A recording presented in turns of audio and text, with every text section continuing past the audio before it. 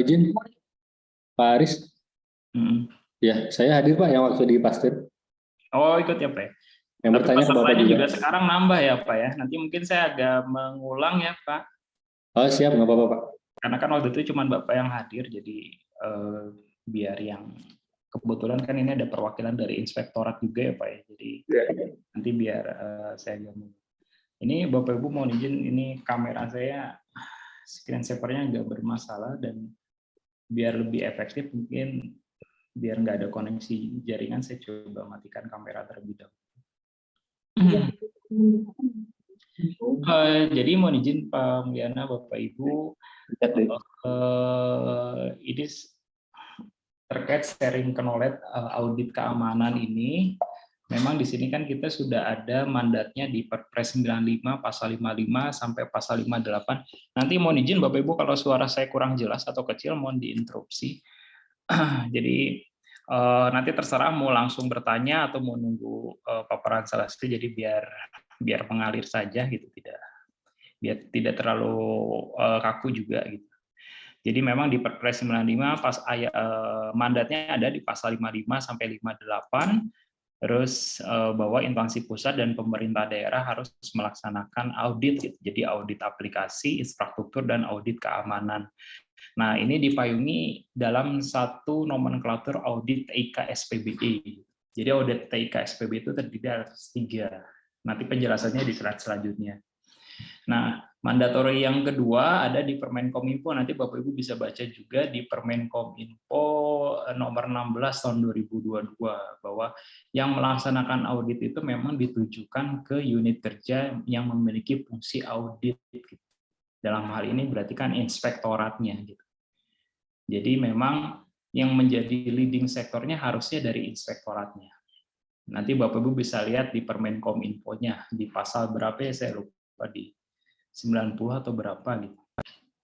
Nah, dari Permenkominfo ini, nah sebenarnya kita tuh sudah mulai menyusun standar audit itu dari 2020. Tapi ditolak sama Kumham karena Permenkominfo-nya ini belum jadi-jadi gitu. Jadi Permenkominfo-nya baru jadi di 2022 gitu. Kita udah nungguin dari 2020. Nah, pas mau kita ajukan kembali ternyata banyak yang harus kita sesuaikan di Permenkominfo-nya. Jadi akhirnya sampai saat ini belum ditetapkan. Baik itu standar dari BRIN terkait standar tata cara audit, maupun standar dari BSSN terkait standar dan tata cara audit keamanan. Jadi memang harapannya sih tahun ini bisa kita tetapkan ya gitu untuk terkait standar dan tata cara audit. Dan ini mudah-mudahan bisa menjadi pedoman bagi seluruh instansi pusat dan pemerintah daerah dalam melaksanakan audit. Baik itu audit aplikasi dari infra, yang itu pembinanya dari BRIN, untuk keamanan dari BSSN. Nah, ini secara topologi Bapak Ibu. Jadi memang BSSN ini hanya melakukan audit terhadap infrastruktur nasional. Jadi misalnya kalau Pak Mulyana minta kita BSSN untuk mengaudit aplikasi yang dimiliki Pemkab Bandung, kita tidak dimandatorikan. Jadi memang mandatorinya bahwa instansi masing-masing itu harus melaksanakan audit secara mandiri, tapi tetap memperhatikan independensinya gitu. Jangan sampai audit mandiri tapi independensinya tidak diperhatikan. Makanya memang audit ini harus dilaksanakan sama inspektorat. Jika dilaksanakan sama Diskominfo sendiri, kan Diskominfo yang menguasai aplikasi itu, menyelenggarakan aplikasi, bahkan mungkin ada beberapa Pemda yang semuanya sudah terpusat di Diskominfo gitu. Jadi kan nggak mungkin dia yang menyelenggarakan, dia juga yang melaksanakan audit. Jadi independensinya nggak ada. Nah, cuman kita juga memahami ini kan hal yang baru, hal yang lama tapi terasa baru gitu. Sebenarnya makanya beberapa inspektorat itu tidak siap gitu. Selama ini memang fokusnya hanya sebagian besar gitu. Sebagian besar hanya melakukan audit terhadap kinerja dan keuangan gitu. Saat dihadapkan dengan audit TIK beberapa, dan saya lihat sih hampir semua ya, khususnya di Pemda ini inspektoratnya masih belum siap gitu. Jadi sebenarnya ini amanat untuk melaksanakan audit TIK itu sebenarnya bukan hanya di Perpres 95, kalau nggak salah ada di regulasi lainnya terkait auditor itu bahwa pelaksanaan audit itu ya melingkupi juga dengan kinerja suatu TIK TIK yang dimiliki instansi tersebut. Baik dari ibaratnya korelasinya dengan anggaran maupun dari kinerja dari suatu aplikasi itu. Jadi percuma mengadakan aplikasi tapi kalau kinerjanya juga tidak bisa digunakan. Nah, dipertegas lagi di Perpres 95 bahwa yang harus dicek memang bukan hanya dari segi kinerja atau interoperabilitas tapi dari segi keamanan juga. Karena saat aplikasi itu terjadi insiden kan dampaknya bisa berpengaruh bagi instansi tersebut. Nah, ini secara topologi, jadi BSSN BRIN kita sebagai auditor untuk aplikasi umum dan infrastruktur nasional. Nah, bagaimana dengan aplikasi khusus itu menjadi lead auditornya dari inspektorat masing-masing. Nah, Bapak Ibu nanti bisa dipelajari apa bedanya aplikasi umum dan aplikasi khusus gitu di Perpres 95. Intinya aplikasi khusus ini aplikasi yang memang secara fungsi dia hanya dimiliki oleh instansi tersebut. Atau memang aplikasi yang memang belum dibuatkan aplikasi umumnya. Kalau sekarang kan seperti yang akan dibuatkan sebagai aplikasi umum kan seperti SIPD atau LKPP lah, SPSE. SPSE itu menjadi aplikasi umum karena secara fungsi digunakan oleh seluruh instansi pusat dan pemerintah daerah. Makanya instansi lain nggak boleh punya aplikasi pengadaan sendiri. Nah, nanti inspektorat bisa ngecek ada nggak Pemkab Bandung punya aplikasi pengadaan sendiri. Nah, itu udah jadi temuan tuh gitu. Karena aplikasi yang berbau pengadaan harus menggunakan SPSE gitu dari LKPP karena itu termasuk dari aplikasi umum. Nah, kalau aplikasi yang dimiliki oleh masing-masing instansi adalah aplikasi khusus. Nanti secara detailnya bisa di Perpres 95, Bapak Ibu nanti bisa dipelajari. Nah, kenapa harus bisa tahu apa membedakan aplikasi umum dan aplikasi khusus? Karena yang menjadi objek audit itu salah satunya aplikasi khusus. Jadi ketua timnya dari inspektorat. Nah, anggotanya boleh misalnya meng-hire konsultan gitu. Tapi nanti ada spesifikasinya, minimal dia punya, kalau dari konsultan minimal harus sertifikasi lah, dia punya lead auditor atau lebih bagus lagi CISA gitu kan.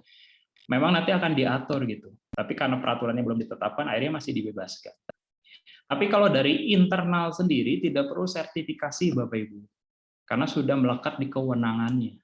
Jadi kalau inspektorat belum sertifikasi lead auditor, misalnya ISO 27001 atau CISA ataupun sertifikasi audit TIK lainnya itu nggak jadi masalah.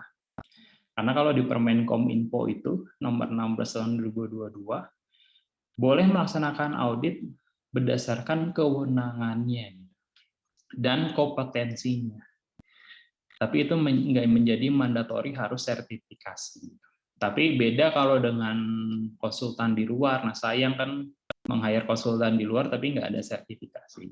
Meskipun yang sudah punya sertifikasi belum tentu dia kompetensi ya, gitu. Jadi memang jam terbang sih mempengaruhi juga. Nah, intinya slide ini menggambarkan bahwa nanti teman-teman dari inspektorat mereka nanti jadi ketua timnya. Anggotanya boleh dari Diskominfo nggak apa-apa. Tapi sebisa mungkin anggota dari Diskominfo ini dia bukan sebagai personil yang memang bertanggung jawab terhadap aplikasi tersebut. Misalnya Pak Mulyana punya staf yang memang dia sebagai developernya, gitu. Terus dia dijadikan juga tim auditornya. Nah, berarti kan independensinya tidak tercapai. Gitu. Dia yang membangun, dia juga yang mengaudit gitu. Nah, harapannya melakukan yang audit ini ya personil lain. Ya diarahkan bisa dari bidang persandian atau bidang aplikasi, tapi memang dia yang bukan sebagai developer. Itu kalau yang dijadikan objek audit itu Diskominfo ya. Tapi kalau yang dijadikan subjek auditnya itu Dinas Pendidikan misalnya. Misalnya saya juga nggak tahu nih di Pemkab Bandung ini apakah sudah terpusat atau belum gitu. Atau memang infrastruktur masih tersebar di masing-masing dinas. Jadi Dinas Pendidikan punya ruang server atau bahkan sekelas data centernya sendiri atau masih mengelola aplikasinya masih dikelola sendiri, belum dihostingkan di Dinas Kominfo atau sudah terpusat gitu. Tapi saya yakin belum ada Pemda yang memang benar-benar 100% terpusat di Dinas Kominfo. pasti masih ada dinas yang masih mengelola infrastrukturnya. Nah, itu yang menjadi yang menjadi subjek audit. Nah, objeknya itu aplikasi yang mereka kelola maupun infrastruktur yang mereka miliki atau kelola gitu.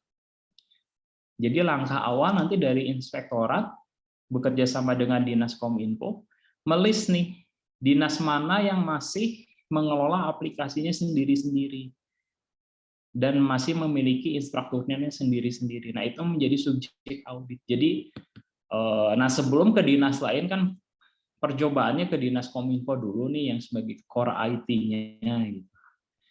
Nggak apa-apa nanti bila Dinas Kominfo misal 1 tahun target 2 dinas gitu kan, Dinas Kominfo, Dinas Pendidikan. Biasanya rata-rata yang punya infrastruktur sendiri itu Dinas Kominfo, Dinas Pendidikan, mungkin Dukcapil gitu kan, atau PTSP gitu.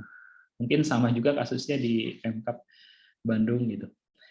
Tapi intinya ketua timnya harus dari inspektorat, nggak boleh ketua timnya misalnya Pak Mulyana nggak boleh. Tapi sebagai anggota nggak apa-apa, atau sebagai konsultan gitu kan yang memberikan masukan apa-apa. Nah, ini terkait penentuan tim ya Bapak Ibu. Jadi nanti tim sebisa, memang amanat di Permenkominfo minimal 2 orang sih. Tapi kalau sebisa mungkin sih minimal 3 orang. Karena kalau 2 orang itu pertama terlalu sedikit, yang kedua jika ada perdebatan akhirnya nggak ada keputusan. Kalau 3 orang kan, kalau 2 orang berdebat 1 orang bisa memutuskan gitu, baik itu ketua timnya atau jadi kalau terpaksa harus melakukan voting berarti kan ada 2 lawan 1. Tapi kalau cuma 2 orang kan nggak ada keputusan. Nanti keputusan ini terkait dengan temuan audit gitu. Misalnya tim auditor ini melaksanakan audit keamanan, oh ternyata dia database-nya nggak dienkripsi gitu, temuan gitu. Kalau terjadi kebocoran bisa baca. Terus passwordnya nggak pernah, sistem itu tidak memaksa pengguna untuk mengganti password gitu. Jadi ada aplikasi di Pemkab Bandung yang memang secara sistemnya itu tidak memaksa penggunanya untuk mengganti. Gitu. Jadi 3 tahun itu masyarakat pakai password itu aja gitu. Tidak dipaksa di sistemnya. Berarti kan itu ada temuan dan temuan itu nanti berakibat ke kerawanan gitu. Nah, itu beberapa contoh temuan, tapi nanti ada instrumennya Bapak Ibu, meskipun itu belum final sih. Jadi ini mungkin saya lanjut aja atau ada yang pertanyaan Bapak Ibu? Kita biar dinamis aja gitu, jadi per slide kalau ada pertanyaan langsung Bapak Ibu interupsi mau nanya, biar nanti takutnya kan kelewat. Pak Aris, izin bertanya Pak Aris. Ya, boleh Bu. Pak Aris, tadi kan kalau ketua timnya itu harus dari inspektorat ya, itu kayaknya mandatori banget gitu ya Pak Aris ya? Iya Bu, sebagai lead auditornya saja. Jadi dia yang memutuskan gitu, memutuskan yang misalnya kalau ada temuan dia memutuskan apakah ini temuannya itu mayor atau bisa diabaikan gitu kan. Jadi hanya kenapa ketua timnya dari inspektorat, karena memang ada mandatorinya mandatorinya sebenarnya bukan spesifik di ketua tim, tapi mandatorinya kegiatan audit ini harus dilaksanakan oleh unit yang memiliki fungsi audit gitu. Jadi itu inspektorat. Jadi secara tidak langsung harus ketua timnya itu dari inspektorat. Nah, anggotanya nggak apa-apa, Bu. Nggak perlu dari inspektorat semua, nggak perlu 100% dari inspektorat semua. Tapi bisa dari Diskominfo tadi untuk pertimbangan teknisnya. Ini inspektor cuma untuk tanda tangan laporan saja sih Bu. Ya sebenarnya bukan formalnya hanya tanda tangan laporan sih, tapi kan dia juga bisa memutuskan kalau ada temuan gitu. Oh ini fatal nih temuannya gitu. Misalnya dari anggota Pak ini temuannya fatal secara teknis gini gitu. Terus nanti ketua tim kan memandang nih korelasi dengan anggaran, oh ternyata ini pokoknya ibaratnya banyak faktor lah kenapa harus ketua timnya dari inspektorat. Berarti strukturnya itu kan lead auditor untuk aplikasi, lead auditor infrastruktur dan keamanan ya Pak Aris ya? Iya, semua. Sama itu dari BRIN juga pasti mengarahkannya ke inspektorat untuk yang Kalau aplikasi. ini Pak, untuk apa namanya persyaratannya sendiri, apakah harus punya sertifikat tertentu atau enggak Pak untuk lead auditor? Nah, tadi saya sampaikan, jika dari internal itu tidak perlu sertifikasi. Jadi berdasarkan kewenangan. Nah, makanya tadi kenapa ketua timnya harus dari inspektorat, karena dia sudah punya kewenangannya, sudah melekat di tugas fungsinya. Tapi kalau ketua timnya dari Dinas Kominfo, dia kewenangannya masih belum dapat gitu. Dia bisa dapat kewenangan kalau dia memang sudah ada delegasi gitu, misalnya dari ketua tim untuk meminta nama, harus nanti dia masuk ke surat tugasnya. Nah, nanti yang perlu sertifikasi ini kalau misalnya ibu meng-hire konsultan dari luar, dia masuk ke anggota misalnya. Tapi seharusnya dia bukan jadi anggota auditnya, Bu, tapi mendingan dia sebagai pemberi pertimbangan saja. Jadi dia tidak masuk di SP auditor, karena kan nanti Ibu mengaudit internal nih, ada beberapa yang dirahasiakan segala macam. Jadi sejauh mana nih konsultan ini bisa terlibat? Jadi dia hanya memberikan pertimbangan saja secara teknis gitu. Nanti misalnya gini, nanti kan ada instrumen tuh mengecek terkait keamanan dari sisi database. Nah, nanti konsultan itu mengecek benar nggak ini gitu. Database-nya sudah dienkripsi, sudah diamankan gitu. Pakai technical misalnya pentest ataupun ability assessment atau ngecek source code-nya dan oh ternyata nggak diamanin nih plan gitu. Nah, nanti dari tim auditornya ini temuan gitu kan. Nanti dikumpulin berapa temuan yang ada, baru diputuskan sama ketua timnya mana yang paling mayor nih gitu, yang harus ditindaklanjuti. Jadi konsultan ini kalau bisa tidak dalam satu tim auditor, tapi dia hanya sebagai pemberi pertimbangan saja gitu. Itu juga kalau bisa meng-hire konsultan. Kalau tidak bisa ya nggak apa-apa, berarti kan murni di internal Pemkab Bandung saja personilnya gitu. Izin Pak Aris, udah. Nah. Ya Pak, silakan. Ini Pak terkait yang barusan Bapak bilang itu auditor eksternal. Kalau lihat di indikator SPB itu kan masuk kategori 4 ya Pak ya. Sedangkan kategori 3 itu ini kita ada auditor internal dulu Pak. Enggak, jadi bukan kategori, tapi tingkatan keempat itu jika audit itu dilaksanakan oleh eksternal, oleh latik pemerintah dan latik swasta terakreditasi. Makanya ini sebentar, saya kayaknya ada slide terkait indeks SPB. Nah, itu kan masuk di indikator 31 ya Pak ya. Jadi kalau misalnya ketua timnya itu masih sama inspektorat, lead auditornya sama inspektorat, anggotanya juga misalnya perwakilan dari Dinas Kominfo atau murni semuanya dari inspektorat, itu masih di tingkat 3 meskipun dia meng-hire konsultan. Karena yang melakukan audit kan lead auditornya tetap dari inspektorat. Konsultan itu hanya memberikan pertimbangan saja. Tapi kalau yang melakukan audit murni semua itu dari luar, misalnya dari BSSN dan BRIN, itu termasuk audit eksternal gitu.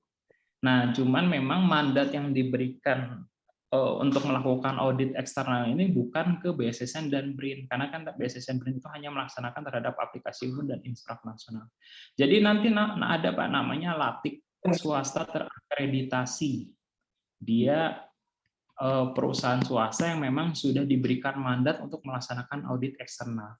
Nah, Pemda juga nggak boleh langsung loncat ke 4 kalau 3-nya belum dilaksanakan. Ini kan ada syaratnya nih Pak, kriteria 3 telah terpenuhi ini. Jadi misalnya nggak bisa nih Bapak misalnya tiba-tiba meng-hire, kalau sudah ada ya Pak, sekarang masih belum ada yang disahkan latik swasta itu. Misalnya kalau sudah ada tiba-tiba Bapak meng-hire, saya mau langsung audit eksternal. Sendiri dulu aja, maksimal 3 berarti. Nah ini berarti nggak bisa. Pokoknya intinya selama latik swasta itu belum ada, dan Bapak belum melaksanakan audit internal, berarti maksimal nilainya tuh 3 di indeks SPB. Nah, kalau sudah 4 berarti asesornya itu ada yang salah tuh, Pak. Kalau ada Pemda yang sudah 4 itu asesor ada yang salah tuh, pas asesor dari Kemenpan itu bisa jadi temuan juga nih. Tapi saya yakin itu pasti kalau sekarang itu maksimal 3 itu. Nggak bisa dia masuk ke 4 apalagi ke 5 gitu untuk nilai indeks SPB-nya, Pak ya. Izin Pak, satu lagi Pak, kalau untuk objek audit itu satu aplikasi atau berapa Pak untuk indikator 31 tersebut? Nah, di sini kan ada kelemahannya Pak, dia nggak berbicara masalah jumlah tuh. Oh.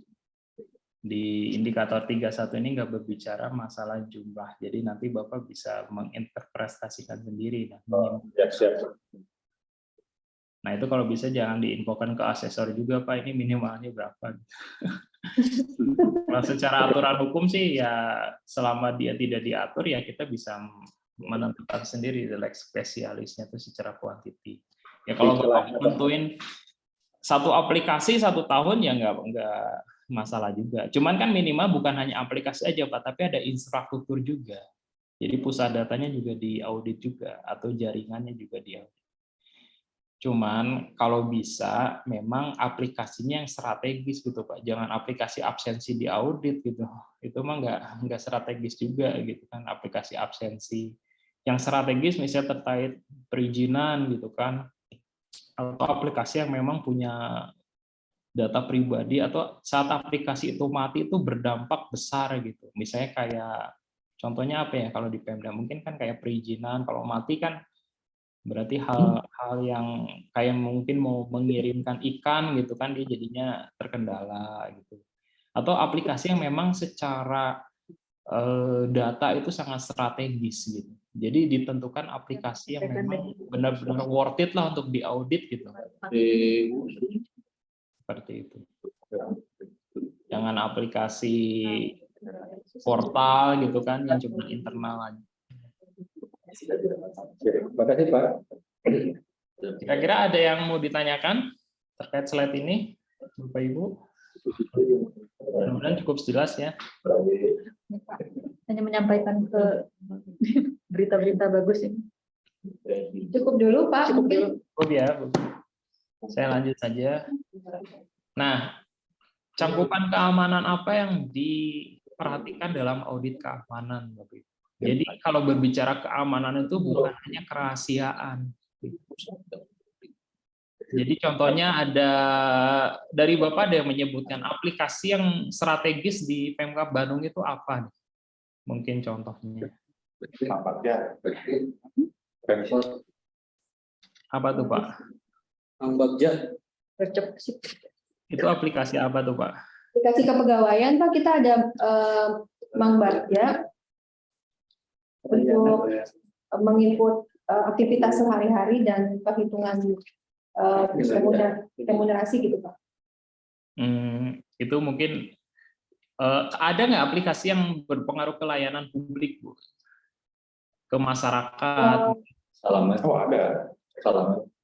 Berarti kan nanti mungkin Bapak Ibu bisa mengkategorikan. Jadi aplikasi yang government to citizen, jadi aplikasi antara layanan government to masyarakat gitu kan, atau government to government. Kalau tadi kan berarti government to employee.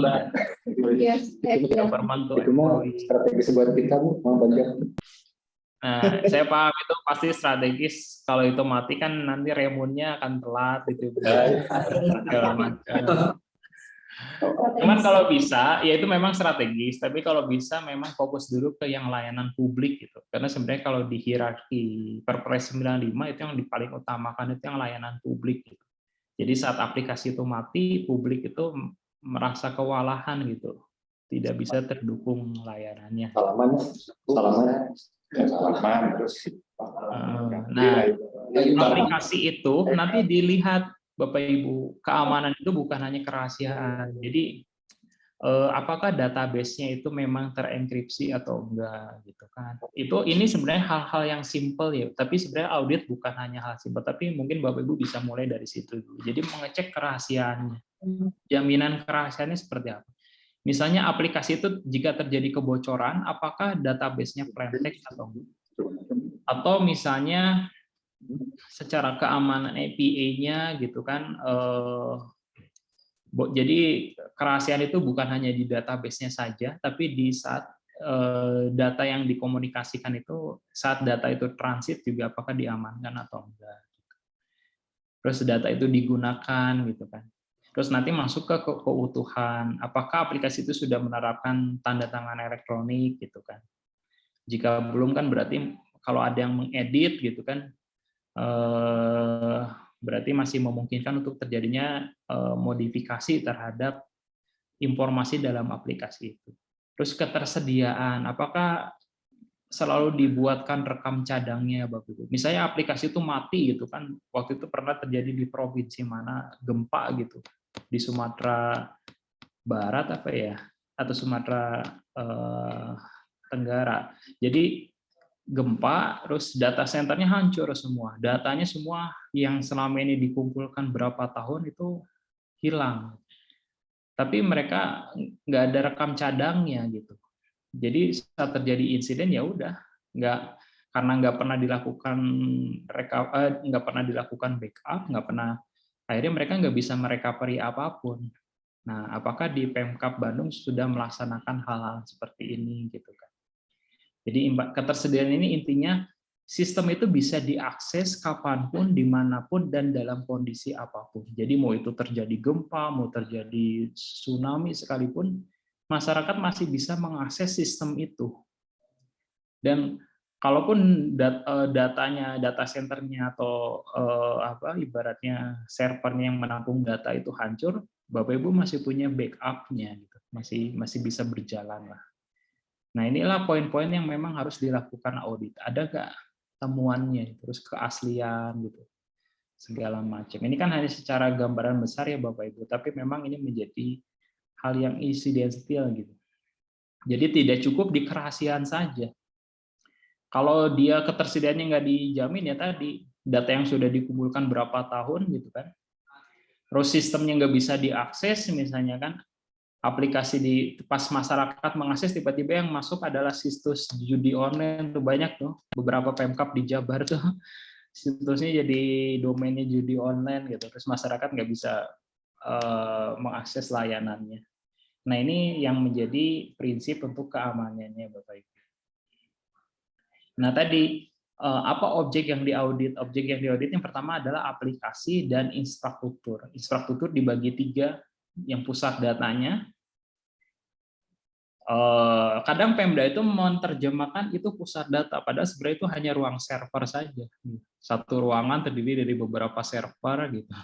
Sebenarnya pusat data itu bukan seperti itu gitu, secara standarnya ya Bapak Ibu. Tapi nggak apa-apa juga, itu yang dilakukan audit nggak apa-apa gitu. Karena kan memang data tersimpan di situ. Nah, nanti kalau makanya Bapak Ibu kan Kominfo lagi bangun nih pusat data nasional, udah resikonya diserahkan aja ke pusat data nasional. Jadi nanti Bapak Ibu nggak usah capek-capek melakukan audit infrastruktur, semuanya udah dialihkan ke pusat data nasional. Jadi enak sebenarnya pusat data nasional ini tuh, pertama Bapak Ibu anggarannya nggak boros gitu kan, semua udah dihostingkan di pusat data nasional. Terus jika terjadi kebocoran, Bapak Ibu nggak kena undang-undang PDP. Undang-undang PDP kan ada pasal yang memang ada hukum pidananya Bapak Ibu. Jika terjadi kebocoran itu yang kena hukum pidana pengelolanya gitu. Pengelola mungkin sampai kepala dinas Kominfo-nya juga mungkin kena gitu. Nah, makanya dengan ada pusat data nasional jadi resikonya itu dialihkan. Kalau dalam segi best practice resiko kan ada resiko yang kita alihkan gitu, tidak kita tanggung semuanya.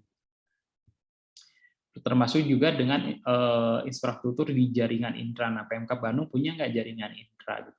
Kayaknya sih yang biasanya punya tuh dari Dinas Dukcapil gitu, jaringan intra tersendiri. Gitu. Entah itu baseline-nya hanya VPN atau memang punya infrastruktur yang dibangun. Tapi memang secara rata-rata instansi itu hanya mampu melaksanakan audit terhadap aplikasi khususnya, belum mampu untuk melaksanakan audit terhadap infra. Gitu. Jadi syukur-syukur sih Pemkab Bandung bisa melakukan ketiga ini terhadap aplikasi, pusat data, jaringan infra, bahkan ke sistem penghubungannya atau API-nya, gitu, seperti itu. Terus ini nanti draft-nya, mungkin saya belum bisa share terkait draft ini, tapi intinya draft ini nanti mengatur kriteria apa yang diaudit. Gitu. Yang pertama adalah tata kelola keamanannya. Nah, tata kelola keamanan nanti Bapak Ibu bisa mengacu berdasarkan, makanya ini sih Pak, gampangnya gini, memang tidak ada kewajiban untuk sertifikasi, tapi untuk mendukung kompetensi, harapannya Bapak Ibu bisa mengikuti pelatihan terkait ISO 27001 gitu. Itu membahas terkait tata kelola khususnya di manajemen sih. Jadi nanti bisa ikut pelatihan ISO 27001, syukur-syukur bisa sertifikasi ke lead auditor atau lead implementer gitu. Jadi nanti Bapak Ibu bisa ada gambaran secara utuh terkait sistem manajemen keamanan. Jadi memang ini sebenarnya topik tersendiri sih seharusnya gitu. Jadi kalau teman-teman di Dinas Kominfo mungkin sudah pernah ikut pelatihan ini. Tapi kalau di inspektorat mungkin ini hal yang asing nih, sistem manajemen keamanan itu apa gitu. Ya apa ibaratnya dia itu menjelaskan tentang apa. Jadi memang meskipun tidak ada kewajiban untuk sertifikasi, tapi harus ada kewajiban untuk meningkatkan kompetensi terhadap hal itu. Nah, kalau fungsionalitas kinerja nanti kan bisa Bapak Ibu bisa menerjemahkan gitu bahwa aplikasi itu secara fungsionalitasnya itu bagaimana, kinerjanya gimana. Tadi misalnya saat misalnya saya masyarakat gitu atau Bapak Ibu sebagai auditor mengakses aplikasi itu ternyata nggak bisa diakses gitu. Terus ibaratnya ini lebih ke availability sih. Nah, nanti Bapak Ibu mengecek ini sudah dilakukan backup atau belum segala macam. Jika dia terjadi insiden, berarti datanya hancur semua gitu kalau belum di backup. Ini nanti ada sih list-list di instrumennya ada dan sebenarnya standarnya juga ada. Terus yang keempat ini memang lebih spesifik di keamanan, pengendalian keamanan. Jadi memang ini tuh mandatory perpres sebenarnya Bapak Ibu. Harus dicek tata kelolanya, sistem manajemen dan fungsionalitas. Nah, ini nanti mandatory di perbannya. Sama dari BRIN juga seperti itu, pasti ada tata kelola, manajemen, dan fungsionalitas. Nah, poin 4 ini memang custom dari masing-masing instansi. Nah, terkait poin 4, yang dicek adalah ini, Bapak Ibu.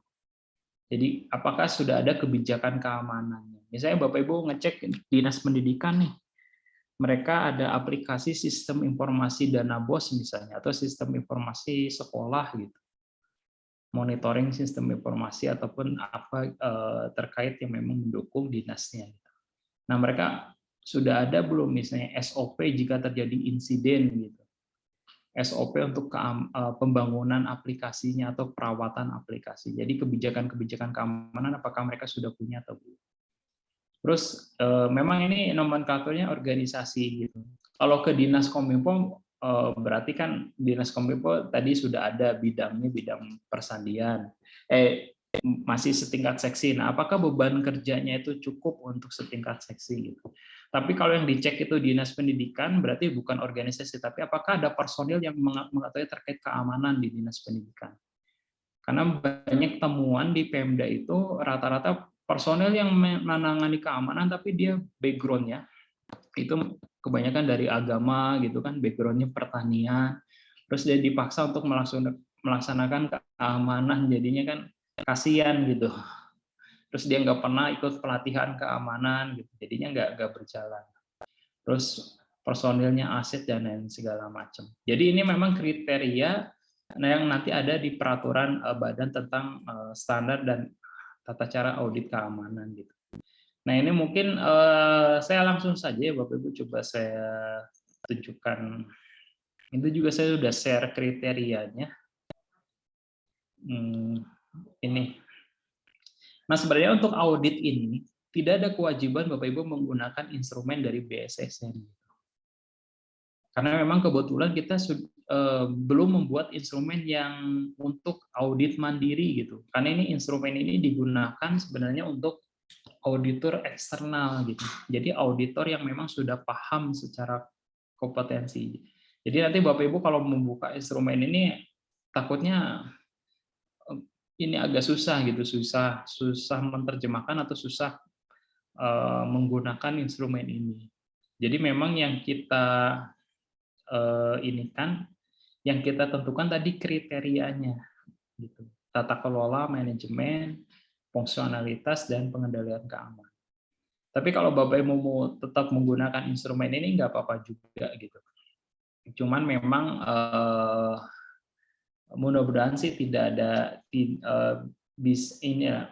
ibarat tidak ada isu gitu. Jadi ini contohnya nanti instrumen yang dicek kan tadi pertama tata kelola, manajemen, pengendalian, dan keamanan. Jadi sebenarnya Bapak Ibu tuh bisa membuat instrumennya sendiri. Nanti tinggal dari Dinas Kominfo ataupun dari inspektorat menetapkan nih kebijakan internal untuk audit keamanan di lingkungan Pemkab Bandung. Disahkan menggunakan instrumen ini gitu. Yang penting kriterianya tuh keempat ini masuk, tata kelola, manajemen, pengendalian, dan keamanan. Nanti bisa mungkin dari tata kelola dan manajemen masukin aja beberapa kriteria yang di indeks kami kan itu sudah familiar Bapak Ibu.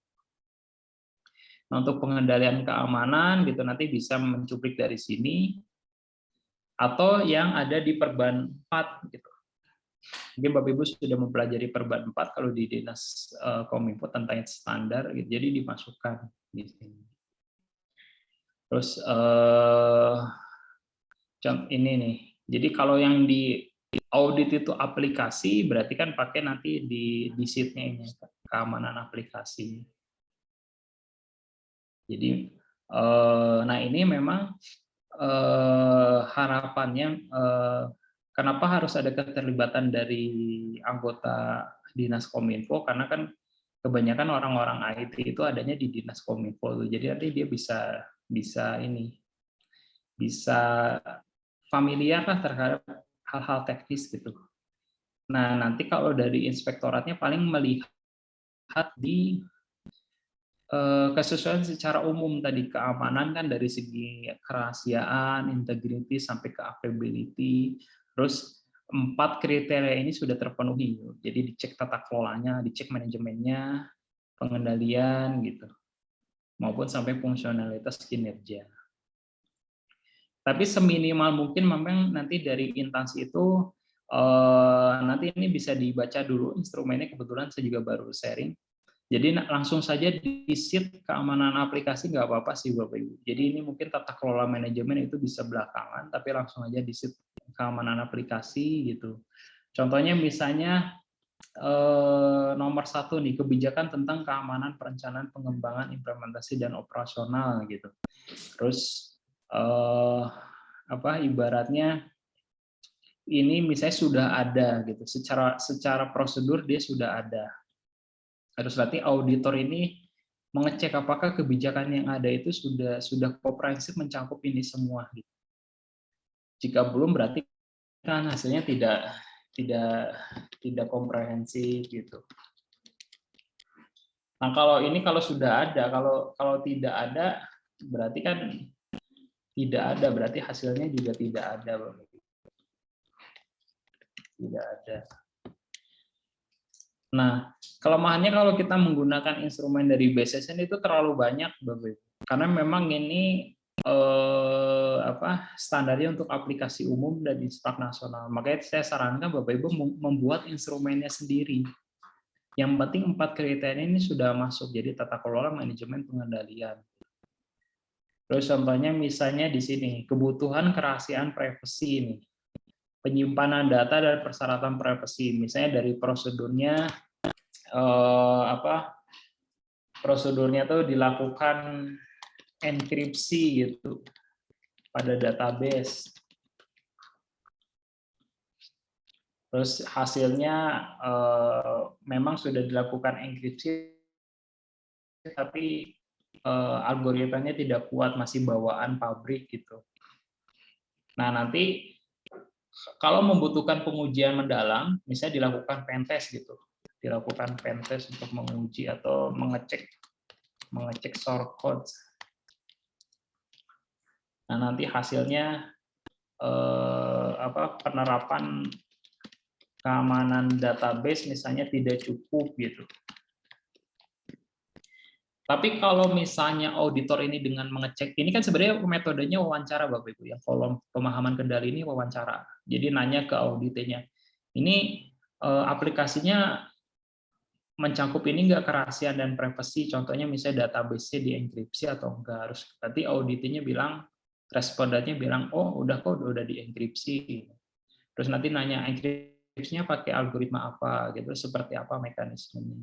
Nanti hasilnya kan auditor bisa menentukan itu sudah cukup. Tapi kalau auditor belum yakin, gitu kan, dia bisa melakukan pentest atau mengecek source code-nya benar nggak dienkripsi. Gitu. Terus hasilnya gimana gitu. Ada temuan atau enggak gitu. Seperti itu. Terus kesimpulannya ternyata memadai. Nah, ini terkait penerapan ini sebenarnya opsional sih. Ini jadi levelnya kalau untuk audit yang pertama level 1 dia hanya wawancara atau mengecek dokumen, jadi bisa wawancara atau mengecek dokumen tergantung pertanyaannya. Kalau pertanyaannya terkait kebijakan, ada nggak kebijakan? Jadi ngecek dokumen. Tapi kalau pertanyaan terkait penerapan terhadap keamanan terhadap aplikasinya, contohnya misalnya ini kerahasiaan atau integritas misalnya. Nanya ini dijamin nggak integritasnya, datanya gitu. Oh, terus kata auditnya, oh kita sudah menerapkan tanda tangan elektronik gitu, menerapkan TTE. Terus hasilnya ternyata menerapkan TTE-nya hanya untuk dokumennya saja gitu. TTE hanya pada dokumen, belum ke sistemnya ya, secara embedded-nya, belum di SSL-nya segala macam gitu. Terus nanti Bapak Ibu mau mengecek secara mendalam gitu. Terus apakah ada temuan atau enggak? Oh, ternyata TTE SE-nya sudah expired gitu. Ini temuan, sudah expired gitu. SSL-nya atau SSL-nya sudah expired, ini temuan. Tapi kalau nggak ada temuan ya berarti kosong. Seperti itu Bapak. Terus ketersediaan misalnya tidak ada backup, pas diwawancara sudah dilakukan backup gitu, setahun sekali, berarti kan hasilnya itu tidak cukup gitu, tidak cukup periode. Nah, nanti dicek benar nggak dilakukan backup, ada nggak store-nya gitu, data terakhirnya ada nggak, ternyata nggak ada, temuannya tidak pernah dilakukan backup gitu, seperti itu. Nah, pengisian ini tuh memang berdasarkan expert judgment-nya Bapak Ibu. Jadi nggak ada standar Bapak Ibu nanti mengisinya seperti apa. Kata-katanya seperti apa. Yang penting nanti mengarahnya ke temuan ini sih. Jadi yang penting-penting itu apakah ada temuan atau enggak dari pertanyaan-pertanyaan ini. Terus kebutuhan autentikasi. Misalnya saat kita pengguna, nah ini juga Bapak Ibu bisa menerjemahkan autentikasinya dari sisi mana. Apakah autentikasinya saat kita misalnya user, misalnya saya masyarakat, saya bisa berpura-pura menjadi orang lain untuk mendapatkan kartu keluarga gitu. Nah, berarti itu nggak ada autentikasi. Tapi kalau ada autentikasi, misalnya aplikasi itu mewajibkan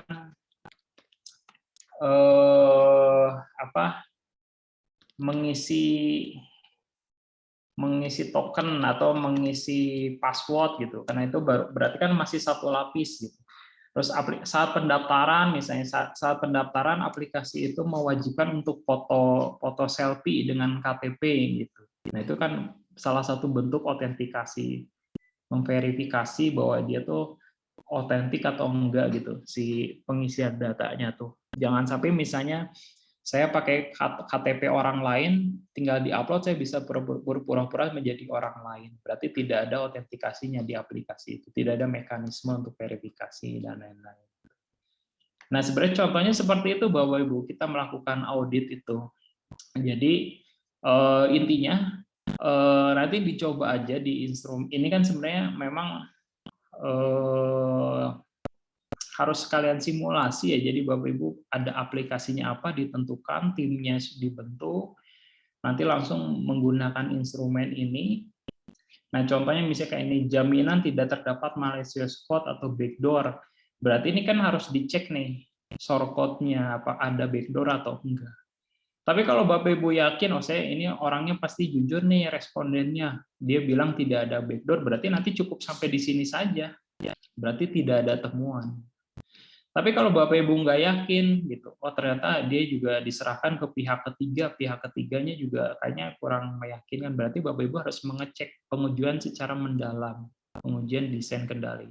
Entah itu dilakukan secara pentest atau mengecek shortcode-nya. Terus perjanjian kerahasiaan, ini seperti NDA (Non-Disclosure Agreement). Nah, Bapak Ibu saat membangun aplikasi misalnya dikerjakan oleh pihak ketiga, vendornya itu nandatanganin NDA atau enggak. Ini kan bisa dicek, nggak usah diuji. Oh, ada perjanjian kerahasiaan tapi tidak ada NDA-nya gitu. Berarti kan ini ada temuan. Atau ada NDA-nya, terdapat NDA. Nah, nanti Bapak Ibu ngecek NDA-nya seperti apa. Oh, ternyata NDA-nya kurang begitu mengikat secara hukum gitu. Misalnya saat vendor itu sudah tidak diperpanjang, dia tidak ada pengaturan, dia harus tidak membocorkan ke pihak lain gitu. Sejauh mana NDA itu kan banyak nih, misalnya vendor, oh saya sudah mengerjakan aplikasi di Pemkab Bandung nih gitu, aplikasinya harus dia membocorkan keamanannya gini gitu. Ada kekurangan di sini, jadi dia membocorkan ke yang lain gitu. Biar yang lain memakai dia karena dia punya pengalaman gitu. Nah, itu kan sebenarnya nggak boleh juga gitu, membocorkan kelemahan dari pekerjaan sebelumnya. Nah, itu harus diatur di NDA-nya. Ternyata NDA-nya nggak terlalu cukup jelas secara hukum, berarti kan ada temuan di situ. Nah, hal-hal ini nanti Bapak Ibu cek gitu. Memang ini harus ada keterlibatan dari orang yang paham secara aplikasi sih. Jadi harapannya memang dari inspektorat bisa kerjasama dengan Dinas Kominfo yang memang dia secara personil ada background IT-nya, atau jika memungkinkan meng-hire pihak ketiga, misalnya tadi konsultan, dia sebagai pemberian pertimbangan saja. Misalnya contohnya tadi tidak, misalnya yang harus dicek tidak ada malicious code atau backdoor. Nah, nanti inspektorat atau tim auditornya menanyakan nih ke auditnya, oh tidak ada. Nah, nanti si konsultan itu mengecek secara mendalamnya gitu.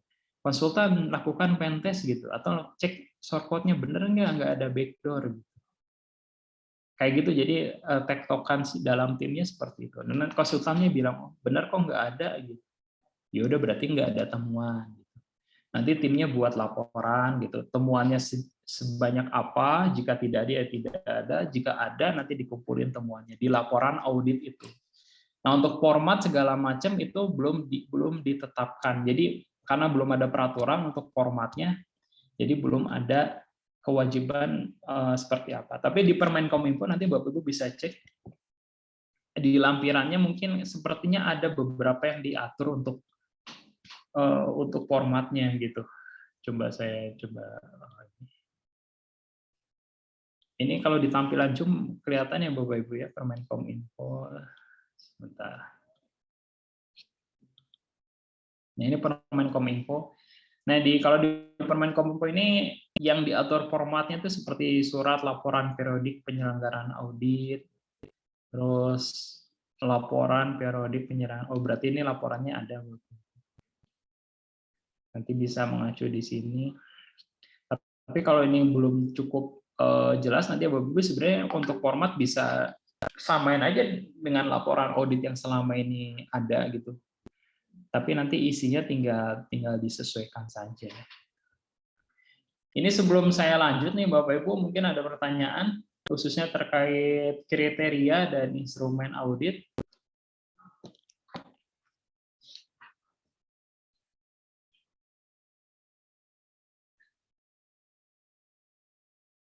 Menyerap dulu. Pak Aris, izin bertanya nih Pak, kita sudah pernah membuat pedoman audit SPBE. Di dalamnya itu kita mengadopsi dari Kominfo ya, kalau nggak salah. Kemudian untuk yang bagian keamanan, kita menggunakan aneksnya ISO 20001 Pak. Nah, itu kan sedikit berbeda ya Pak dengan yang dari BSSN ini.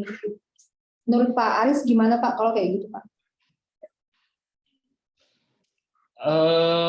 Ibu tadi sudah buat pedoman auditnya Bu ya?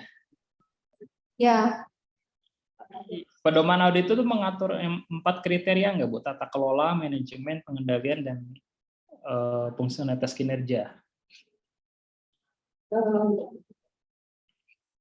Jadi memang yang diwajibkan, yang dimandatorikan, yang dimandatorikan Perpres itu ada 4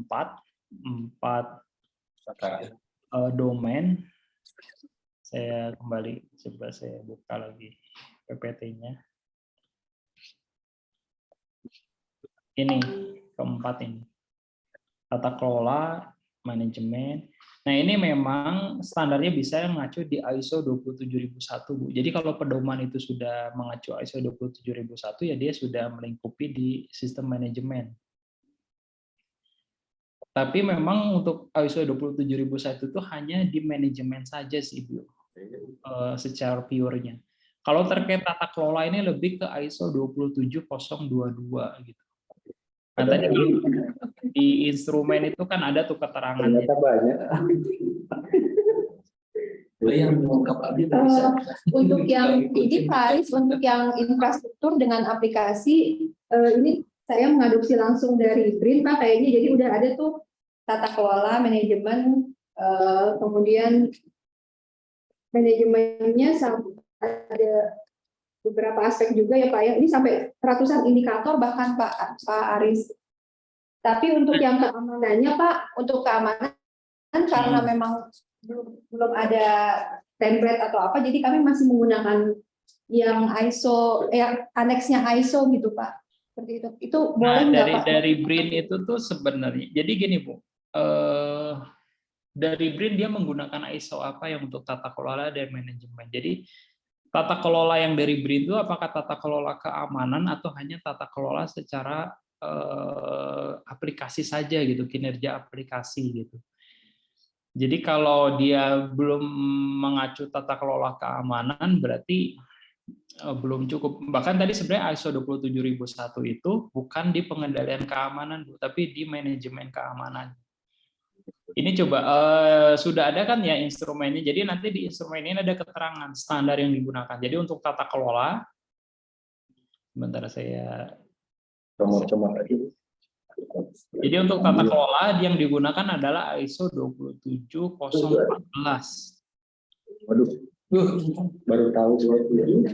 Dan untuk manajemen adalah ISO 27001. Jadi kalau tadi Bu sampaikan udah pakai ISO 27001 itu masih lingkup manajemen saja, Bu.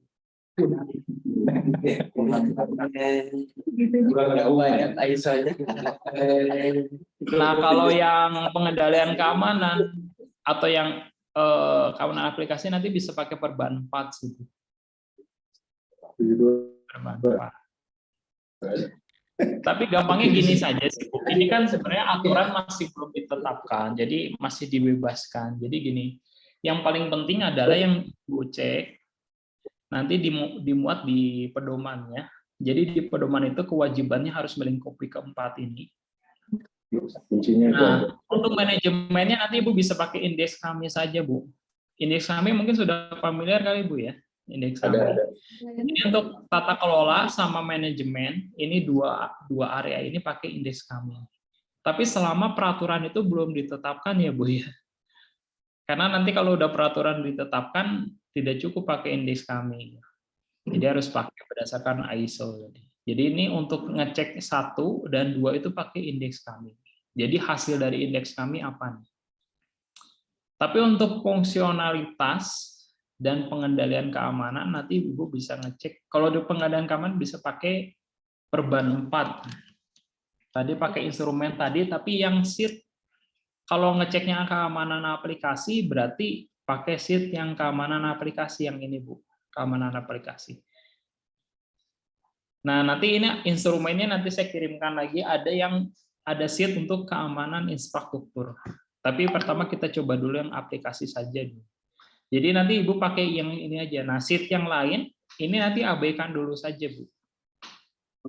Ini kan sudah digantikan sama indeks kami ini, tata kelola sama manajemen. Jadi indeks kami itu kan ada tata kelola sama manajemen. Ada pengendalian keamanan juga.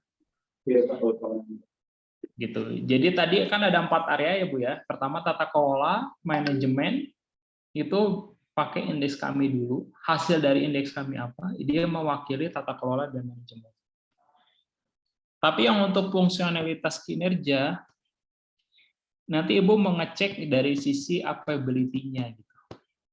Dia di backup atau enggak gitu. Jika terjadi insiden seperti apa.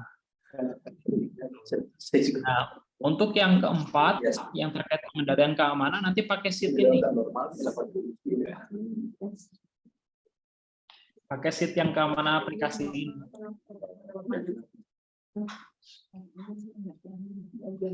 Nah, ini kan cuma dikit nih Bu. Keamanan aplikasi ini paling berapa nih? 20 halaman. 20 berapa? Yang ngerti Pak. Cuma objeknya satu aja Pak, biar fokus Pak.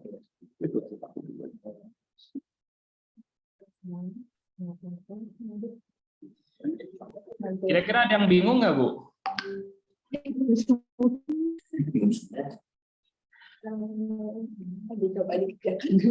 Sebelumnya saya mau tanya dulu, indeks kami sudah pernah dilakukan nggak Bu? Sudah pernah melakukan penilaian mandiri menggunakan indeks kami belum?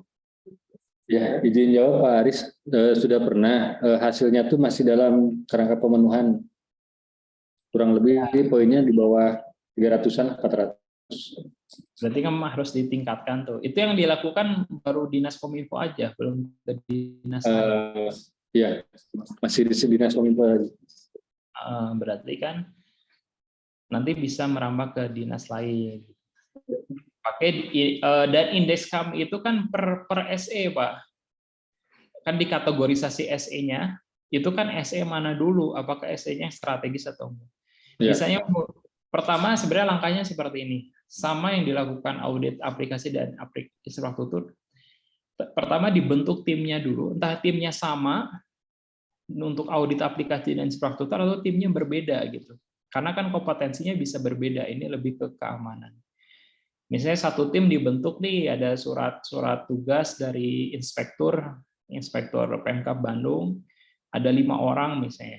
Lead auditornya misalnya auditor Madya gitu. Ketua timnya auditor Madya. Anggotanya 2 orang dari Dinas Kominfo, 2 orang dari inspektorat gitu. Udah tim dibentuk. Itu langkah pertama. Kedua, sebenarnya langkah pertama itu membuat kebijakan internal sih, sesuai dengan indeks SPBE. Cuman kan nggak apa-apa itu saling paralel. Kedua adalah menentukan apa yang akan diaudit.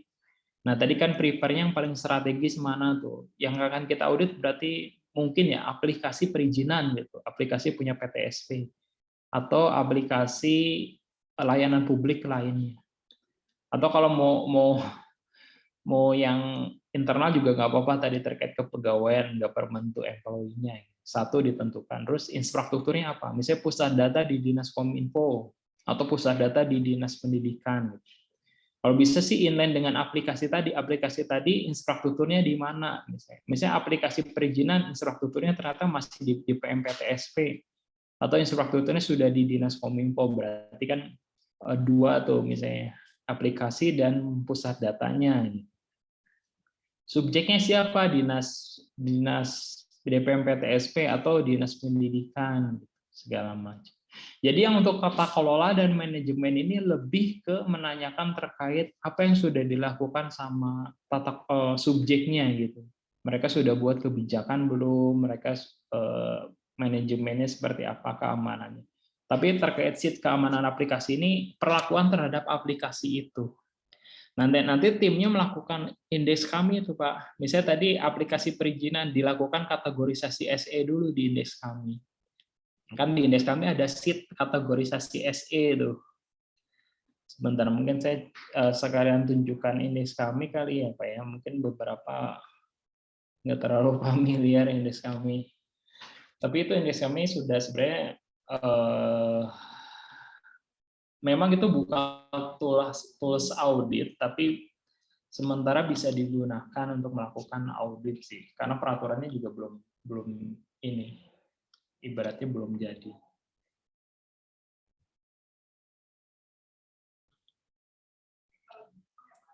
Sebentar.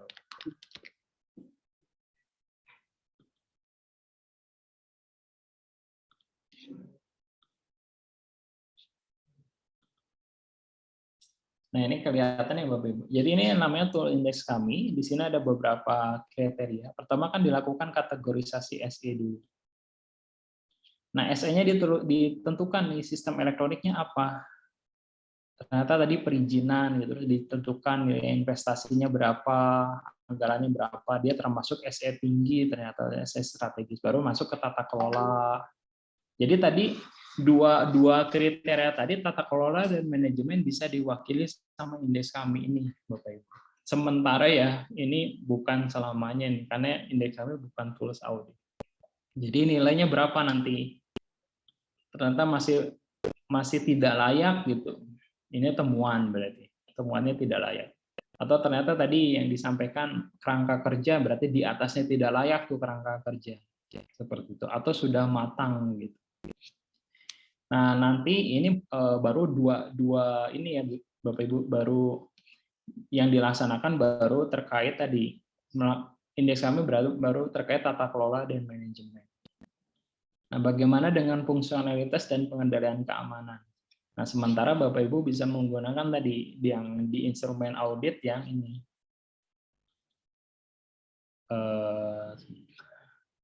Yang tadi di sheet aplikasi.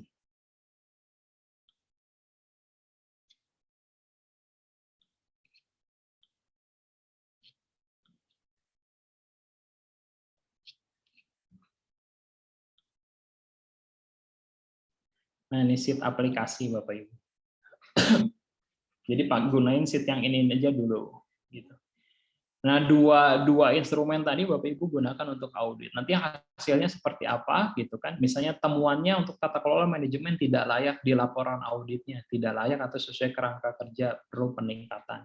Terus untuk temuan terkait pengendalian keamanan seperti apa? Apakah banyak temuan? Ini kan nanti bisa dicek satu-satu nih gitu.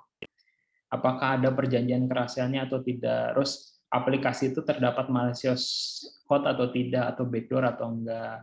Terus service level agreement-nya bagaimana? Misalnya jika listrik mati, berapa menit dia bisa hidup lagi aplikasinya atau infrastrukturnya gitu. Segala macam. Ini memang lebih teknis untuk sheet ini. Udah nanti masukin ke laporan audit gitu. Ada temuannya sebanyak apa dan perlu peningkatan apa. Seperti itu sih Bapak Ibu.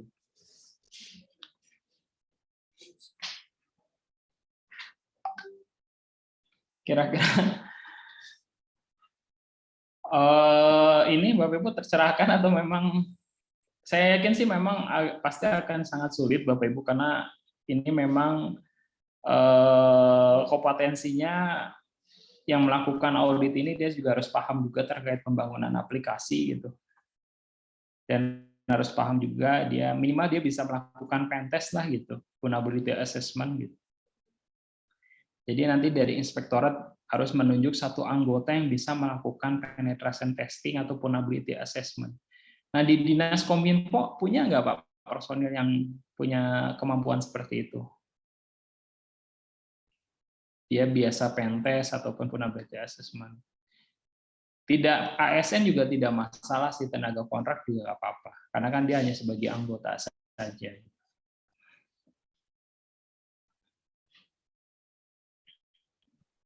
Ada Pak Firman, Pak.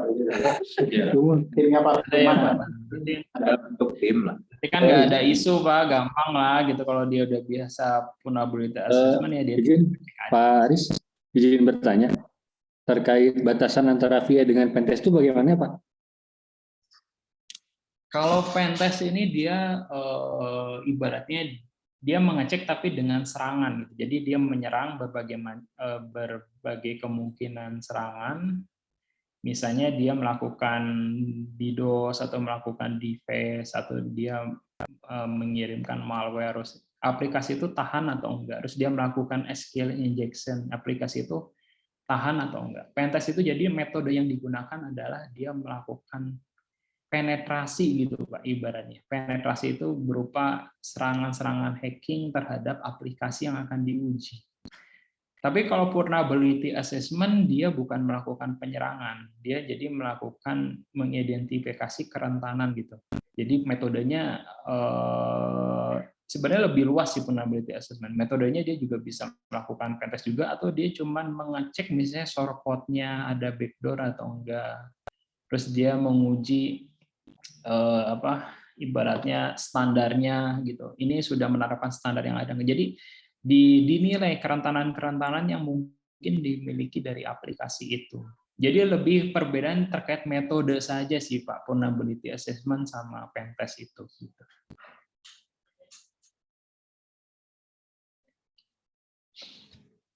Batasan lebih metode saja. Ya, terima kasih Pak. Jadi Pak, kegiatan pentest itu merupakan bagian dari kegiatan audit ya Pak ya? Iya, metode sih Pak. Jadi metode untuk aja. melakukan pengujian secara mendalam. Ini yang di kolom ini nih Pak. Ini kan kalau yang di pemahaman kendali, Bapak Ibu kan bisa metodenya melakukan wawancara atau mengecek dokumen. Jadi respondennya siapa, dilakukan wawancara, benar nggak ini sudah dilakukan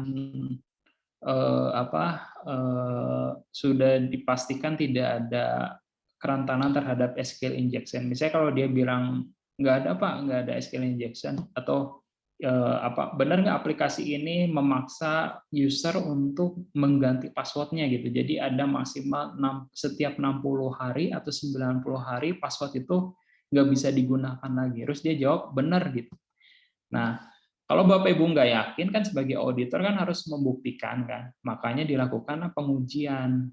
Nah inilah salah satunya bisa menggunakan pentest gitu, atau VA ngecek source code-nya, oh ternyata benar selama 90 hari passwordnya nggak bisa digunain lagi, jadi mewajibkan si user itu harus mengganti password gitu. Oh benar, ternyata source code-nya tidak ada yang memungkinkan bisa menjadi kerentanan SQL injection. Jadi memang PA atau pentest itu subdomain dari audit gitu, ataupun metode. Ibaratnya seperti ini Pak, analoginya seperti pisau lah. Audit itu Bapak memasaknya, ingin motong daging gitu. Nah, pentestnya itu Bapak pengujiannya Bapak mau motong daging pakai pisau golok atau pakai gunting. Misalnya wawancara itu hanya sebatas pakai gunting gitu kan, tidak mendalam gitu. Tapi pentest itu Bapak pakai langsung pisau daging, pisau golok atau misalnya mungkin samurai gitu. Jadi metodenya bisa mau bagaimanapun, yang penting tujuan akhirnya daging itu terpotong gitu. Efektifnya pakai apa tuh? Mau pakai pentest, mau pakai PA, atau cuma wawancara aja gitu. Nanti kan ngecek, oh ternyata ini cukup wawancara saja nggak apa-apa, atau mengecek dokumen. Atau misalnya kayak tadi, aplikasi mewajibkan untuk mengganti password, kan itu nggak usah di-pentest, Pak. Tinggal buka aja aplikasinya. Ataupun ngecek usernya. Oh ternyata dia misalnya sampel Bapak buat nanyain ke salah satu user gitu, Pak, Bapak masih pakai password yang lama nggak gitu? Coba masuk lagi, coba.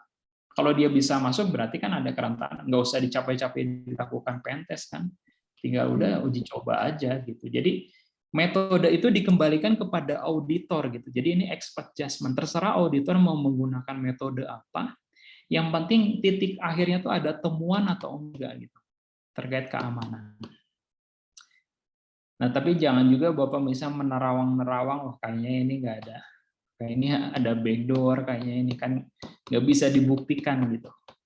Yang penting metode itu bisa dipertanggungjawabkan saja. Kita mau pakai wawancara, mau pakai pentest ataupun mau hal yang lebih detail, yang lebih mendalam lagi itu lebih bagus. Seperti itu sih Bapak Ibu.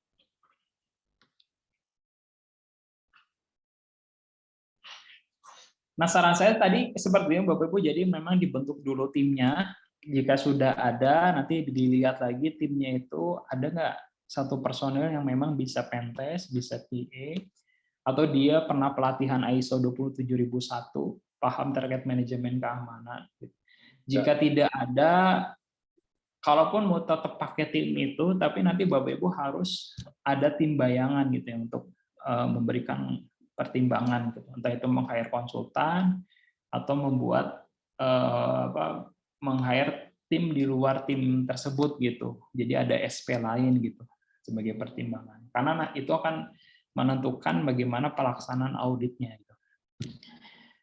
Yang kedua adalah menentukan apa yang akan diaudit gitu, aplikasi apa gitu, yang paling strategis ini apa gitu, dan infrastrukturnya. Jadi minimal satu aplikasi dan satu infrastruktur, karena kan nggak ada batasan quantity.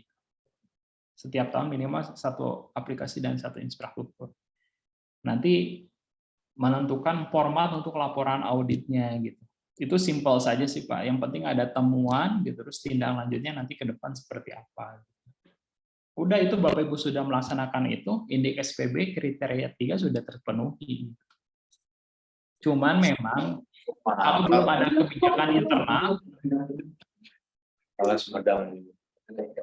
ini kalau belum ada kebijakan internal nanti takutnya asesor ini mensyaratkan kebijakan internal nih Bapak Ibu, jadi nggak bisa naik ke tingkat 3 nih, karena tingkat 3 ini kriteria 2 telah terpenuhi. Jadi kriteria 1 ini telah terpenuhinya kegiatan audit kamu dilaksanakan sesuai perencanaan. Nah, sesuai dengan keperencanaan ini, karena dia nyambung di indikator 9 Bapak Ibu. Jadi harus ada kebijakan internal audit gitu. Jadi satu kebijakan langsung ketiga ini. Jadi nggak perlu ada kebijakan internal audit keamanan, nggak perlu ada audit. Jadi nggak perlu satu-satu Bapak Ibu, jadi satu dokumen saja melingkupi ketiganya. Gitu, di indikator 9 nanti Bapak Ibu cek deh. Jadi harus ada kewajiban untuk kebijakan internal audit. Nah, nanti penentuan indeks SAM itu dimasukkan di kebijakan internalnya Bapak Ibu. Jadi nanti di kebijakan internalnya khusus misalnya 3 halaman lah gitu. Dalam satu kebijakan kan ada kebijakan audit aplikasi, infrastruktur, dan keamanan. Nah, untuk keamanan nanti Bapak Ibu langsung aja tentuin.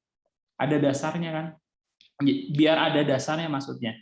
Untuk tata kelola dan manajemen menggunakan tools indeks kami, jadi di kebijakan internal itu kan, entah itu nanti tanda tangan sama inspektur atau lebih bagus lagi peraturan bupati misalnya, atau peraturan nggak usah setingkat. Jadi kan mungkin kalau di Pemda kan ada peraturan pimpinan kepala daerah atau peraturan kepala daerah ya gitu. Jadi yang paling rendahnya lah gitu, atau setingkat inspektur saja itu sudah cukup gitu, kebijakan internal inspektur untuk audit gitu. Jadi nanti di kebijakan itu ditentukan tata kelola manajemen menggunakan instrumen indeks SAMI, fungsionalitas kinerja menggunakan instrumen ini yang mengecek terkait misalnya APBD-nya seperti apa, apakah ada backup atau enggak segala macam. Terus pengendalian keamanan menggunakan instrumen untuk checklist perubahan 4 gitu. Atau tadi yang khusus untuk seat yang tadi jadi ditentukan. Jadi ini Bapak Ibu bisa menentukan sendiri, tapi harus dituangkan di kebijakan internal. Jadi nanti siapapun timnya mengacunya ke kebijakan internal tadi. Nanti kalau kebijakan internal udah ada, udah enak. Nanti yang tadi indikator berapa? Indikator 9. Indikator 9 Bapak Ibu nilainya minimal sudah 2 nih. Kalau dia sudah kebijakan internalnya sudah mengatur semuanya, berarti nilainya 3. Tapi kalau nilai 2 ini salah satu sih.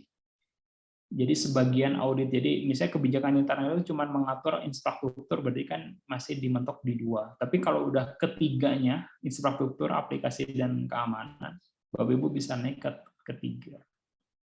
Tapi kalau udah dilakukan review, nah tadi kalau disampaikan kebijakannya sudah ada, Bapak Ibu dilakukan review nih. Reviewnya untuk memenuhi yang aspek 3 ini berarti Bapak Ibu bisa-bisa ke 4 nih, nilainya bisa dapat 4 gitu. Seperti itu sih Bapak Ibu, ini kebetulan sekalian saya menjelaskan terkait indeks SPBE gitu kan, biar nanti ada capaiannya. Harapannya indeks SPBE khususnya di indikator audit nilainya juga meningkat di Pemkab Bandung.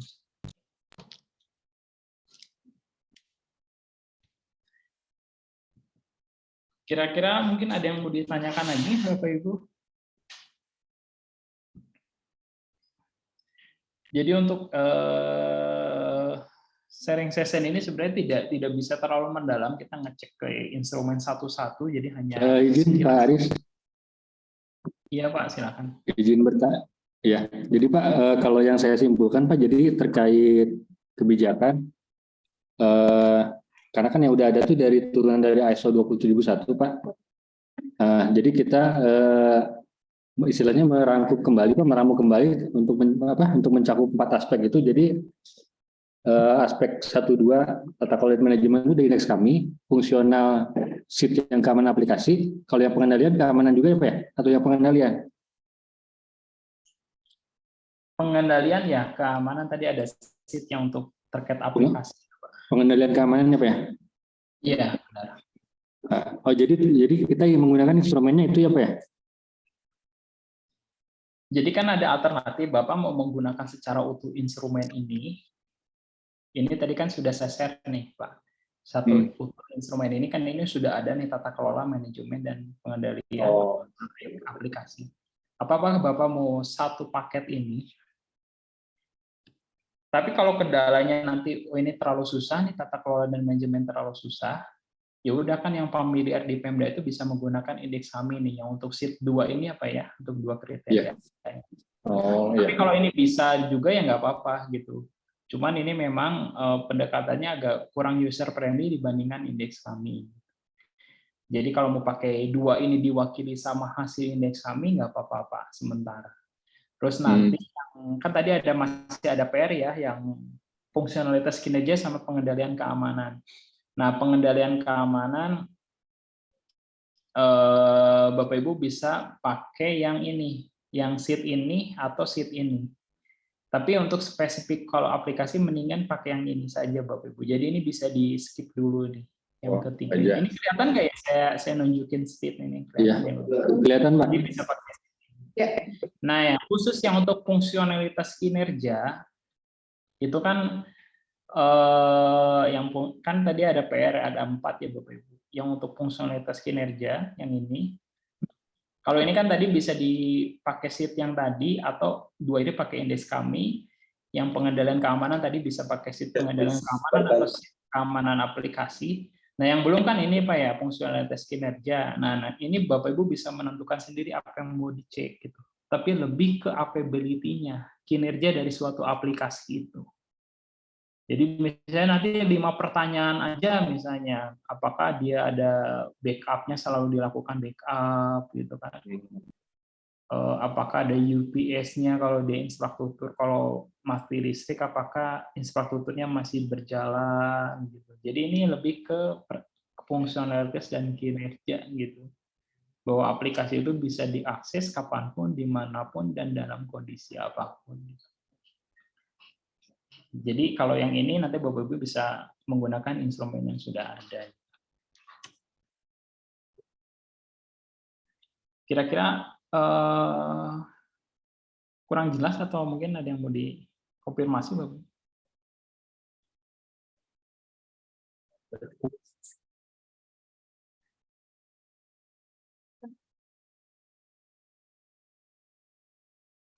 Secara umum mungkin cukup jelas Pak Arief, tapi kita mungkin akan elaborasi lagi detailnya ya dari checklist yang sudah disampaikan dan juga mungkin indeks kaminya juga seperti itu. Jadi termasuk mungkin pedoman yang sudah kami buat akan direview dan hasilnya berarti standar untuk audit keamanan itu menjadi yang tadi sudah Bapak sampaikan itu Pak. Seperti itu. Dari rekan-rekan mungkin ada yang ingin disampaikan juga. Cukup paham sih. Ini mungkin coba saya ini ya Bapak Ibu agak sedikit menyimpulkan ya. Ini sebenarnya karena peraturannya belum jadi Bapak Ibu. Jadi kita sebenarnya banyak fleksibelnya karena peraturannya belum jadi. Jadi tadi menyimpulkan jadi untuk tata kelola Bapak Ibu bisa gunain instrumen audit yang sudah satu paket.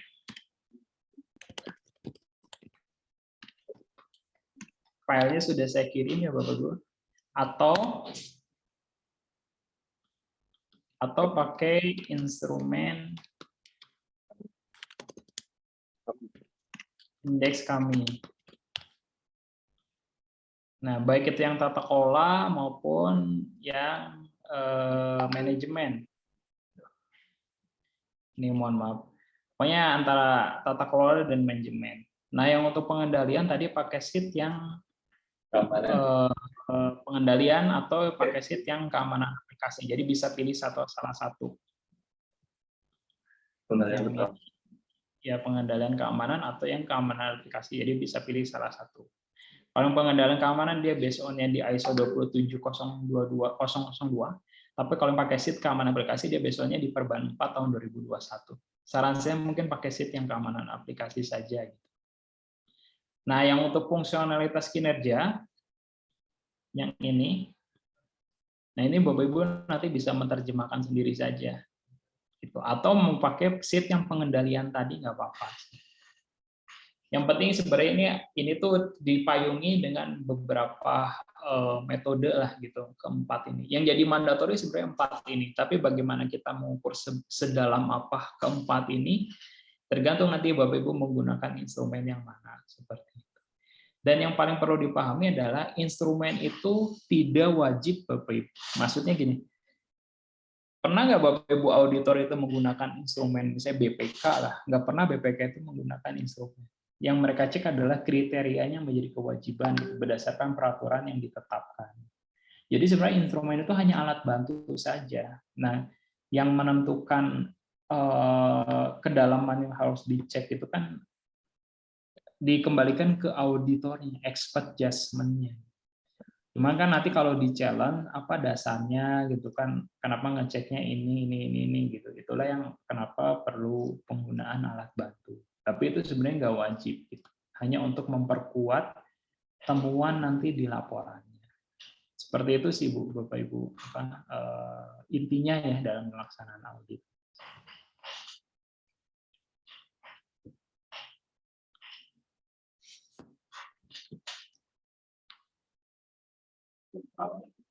Udah.